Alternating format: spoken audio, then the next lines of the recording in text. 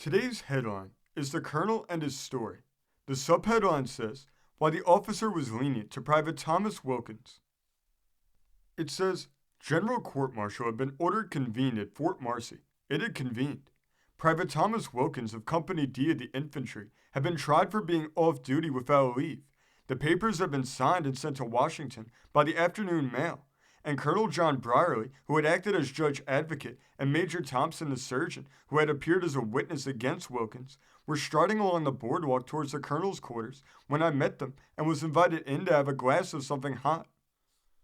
After the something hot had been declared excellent by all the persons interested, the talk naturally was of the court-martial. By the way, Colonel, said Major Thompson, if you will pardon my saying so, I thought you were very lenient towards Wilkins in your examination. Yes, said the Colonel, I generally am in such cases. You know, he said, turning to me, Wilkins left his quarters to go and see his sweetheart. He is engaged to the girl. But it was a clear case of neglect of duty, remarked the surgeon.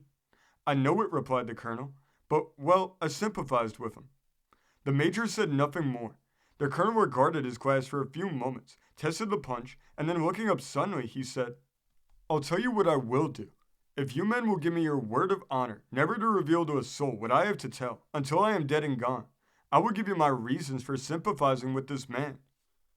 We gave him our word of honor, and we kept our word. The Colonel has now been dead for many years. The Major, I believe, is on the retired list and living somewhere up in Maine. And so I do not feel that I am wronging any man in writing down the story told to us that winter afternoon, some 10 or 15 years ago. In the little old churchyard just outside the Mexican village of San Felipe in Arizona, the Colonel said, is a grave off by itself in one corner. On the modest headstone is the inscription, Sacred to the memory of the wood dove, received into the church as Mercedes Brierly, wife of Colonel John Brierly, United States of America, died on March 10, 1870, aged 26 years. The Colonel was silent for some moments, and then, in a grave voice, he continued, Mercedes Brierly was my wife. I am the John Brierly referred to. She was an Apache Indian, and when you have heard what I did to win her hand, knowing her heart was mine, you will understand why I did not put many severe questions to that poor young man today. I first met the girl who was destined to be my wife in the year 1865, when I was stationed on the frontier. The Civil War, in which I had won my colonel's commission, was but over, and the Apache and other Indians were constantly on the warpath.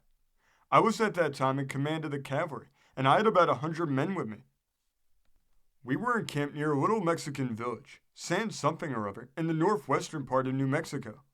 We had had no work to do for about a month, but the air of my tent was heavy with the reports brought to me of a large body of Apaches said to be on the warpath and rapidly approaching our neighborhood. One afternoon, I remember the day well, the reports were verified by the capture of an Apache girl by some of my men. The girl was brought to my tent by her captors. They had found her riding by herself in the hills, and had only succeeded in making her a prisoner after she had severely wounded one of them. I will not attempt to describe the beauty of this girl. She was then about 19 years of age, of sublime figure, with the most wonderfully beautiful eyes. I will only say that I fell in love with her the very moment I saw her. We held the girl a prisoner. She refused to tell us anything about herself or to betray the whereabouts of her people. That they were near we knew, however, and daily and nightly we expected an attack. But for 1 month they remained under cover. We did not go out and look for them, as it was my policy always to let them fire the first shot. That month was in many respects the happiest month in my life. Love was new to me. I hadn't known it since my days at West Point. I loved the girl with all my heart, and what was sweeter, she soon grew to love me in return. One afternoon, I told her of my love, and I asked her to marry me. She told me then that she loved me, and that she would marry me. I left her, and that night the Apaches attacked us. Their victory was complete. They found us unprepared. Our loss was something fearful, and my loss was greater still, for when the morning came, the girl was missing. Her people had recaptured her. The morning found us in a desperate mood. The men were mad, and I was mad. We were all in a humor for a first-class massacre, and I laid my plans accordingly. Our scouts located the enemy, and that afternoon we pinned the enemy in, and had them at our mercy. Our numbers were about even, but our men were all old soldiers, thoroughly disciplined, and so they fell easy victims to our superiority. At about 5 o'clock, when the fighting was at its worst, I showed a flag of truce, and a few rode out from the little fort they had built on top of the hill and advanced to the center of the diminutive plain, which stretched between where the two armies were posted. I rode out alone to meet him, for I could guess that he was the chief of the tribe. We saluted. I offer you peace, I said to him, on two conditions. First, that you lay down your arms and surrender. Second, that the girl you stole from us last night be returned to me. She is my daughter, said the Indian haughtily. Then there is so much more reason why you should surrender, for I love her. I would marry her, and I do not wish to be at war with her people. You were good, replied the Indian with a sneer. The first and only time I had ever seen a sneer on the face of an Indian. You offer me peace for honor. Go back to your tents. I felt as though he had kicked me, and burning up with wrath, I returned to my men and the Indian to his. But there was very little more work done that day. I determined to wait until the morning, and then to charge determinedly upon the enemy and kill every man of them, to capture my sweetheart and marry her, whether her father liked it or not. By that time I considered, it wouldn't make much difference whether he liked it or not, for dead men rarely interfere in matters of love. I had no fear of their escaping us during the night, for we had them pretty well penned in, and I had no fear of their attacking us during the night. After sunset, I called my officers together and gave them their orders. At 8 o'clock, I told them, we will charge upon them and finish them up. The officers left me in my tent to my own reflections, and a few minutes later, I heard a slight cheer from the men. I knew then that they had heard the order, for all the afternoon they had been itching for a good charge. The command had not been given, for the simple reason that I feared in the charge upon the Indians the girl I loved might be ratted out, and probably either killed or wounded. I sat for a long while, thinking how I might capture her, and seeing no way clear, I was about to turn in despair, when I heard a cry from the corporal of the guard from one of our outposts. There was a hurrying of men, and then in a few moments the corporal came into my tent, saluted, and said that an Indian girl wished to speak with me. My heart began violently, and I ordered the man to show her in. But it was not my love, not my wood dove, as she had told me her name was among her people. The girl who stood before me was small and wizened, with weak eyes and in rags. What do you want? I asked her. The wood dove could not fly to you, she replied, so she sent me. They are guarding her, but she will escape from them. She tells me to say to you that my people will charge upon you tomorrow morning, and that to deceive you, all of our women will be mounted and held in the rear, as if they were men waiting for their turn to fight.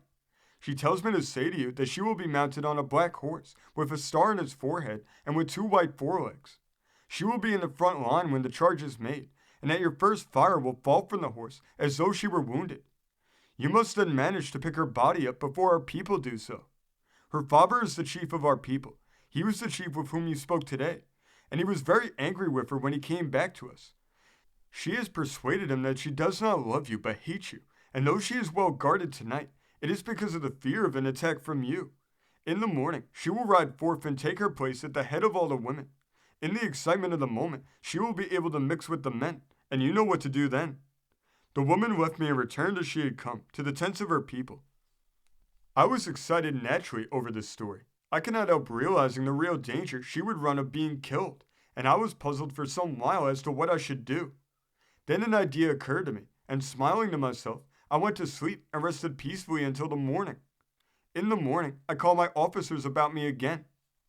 I have learned, I said, that the enemy intend to charge upon us. I have decided that it will be best to wait until they are halfway across the plain, and then to sally forth. The chief in command of them is the famous Deerhead, and my orders are to capture him alive if possible. For this reason, I think it would be advisable to supply the men with 1 round of blank cartridges. When the enemy is halfway across the plain, I will give the order, and at the sound of the bugle, we will sally forth. When within 100 yards of the enemy, the blank cartridges are to be fired. Then charge into them and take as many prisoners as possible. Only 1 round of blank cartridges is to be supplied, and no man is to fire his arm after that until the bugler repeats the charge. I myself will take the center, Captain Howard will take the left, and Captain Watkins the right. Now, gentlemen, to your posts. I chuckled to myself as with astonishment depicted upon their faces the young gentlemen left me, and then to complete my plans I summoned my bodyguard. In those days, a colonel on the frontier had as many men in his bodyguard as he wanted. My men were all good, loyal, brave fellows, and I knew that I could depend upon them. My men, I said to them, I am going to lead the center this morning, and I'm going to put you all immediately behind me in the front rank. I want you all to watch me closely, And I want you also to watch out for a black horse with white forelegs and a white star on its forehead. If the rider of that horse falls at the first fire, or the second fire, or at all, I want you to be careful and follow me and get to the body before it's picked up by any of the Indians. My plan's now complete. I had but to wait. I had not long to wait either, for within an hour the warriors came forth from under cover, and behind them came what looked like a second regiment, but what I knew to be the women. It is not often that the Indians, I should say here, take their women with them when they go on the warpath, but the Apaches, being a wandering tribe, generally had no safe place to leave them, and so we were obliged to be hampered with their presence. The Indians advanced, and the bugles sounded the order to mount. I rode out of my place and stationed my 6 bodyguardsmen immediately behind me in the rank. For some while I could not make out the horse I looked for, but at last I saw it in the rear guard. And then, as the Indians galloped their horses, I saw it come out from among the women and take place in the ranks of the men. The enemy came on now towards us at a brisk gallop, its line as straight as an arrow, and as I tightened my waistband, I caught sight again of the horse with the white forelegs. It was in the very middle of the line. My joy was almost complete. The enemy was now in the middle of the plain, and the time had come for action. The bugles sounded and we were off, slowly and quietly loping over the ground at first. Then the enemy came near, thundering over the parched earth. Within gunshot we came, and the Indians opened on us. A few of our men dropped, but we did not reply. On we thundered, and then a line of insipid, useless fire burst from our lines. I heard a cry. I saw a figure, the figure of the girl I loved. There was a rushing and a growling and a thundering of hoofs. We were among them, cutting to the right and left. We cut our way through them. I dashed forward to where my love lay waiting for me. I leaned forward over my horse, seized her in one hand, and lifted her with a strength I knew not I possessed, and placed her on the saddle behind me. My bodyguardsmen placed themselves in a circle about me. The bugle sounded the charge again, the signal to commence firing, and then wheeling, we opened on them with saber and carbine. Through the lines we went again, my guardsmen about me mowing a hole for me through the red men, and then safe in our own territory once more, I gave my love into the safekeeping of my 6 faithful fellows, and they returned to our camp with her. Is there anything else that I can tell you? You know the result of that battle, and the major here is old enough in the service to remember the commendation of Congress with which I was honored.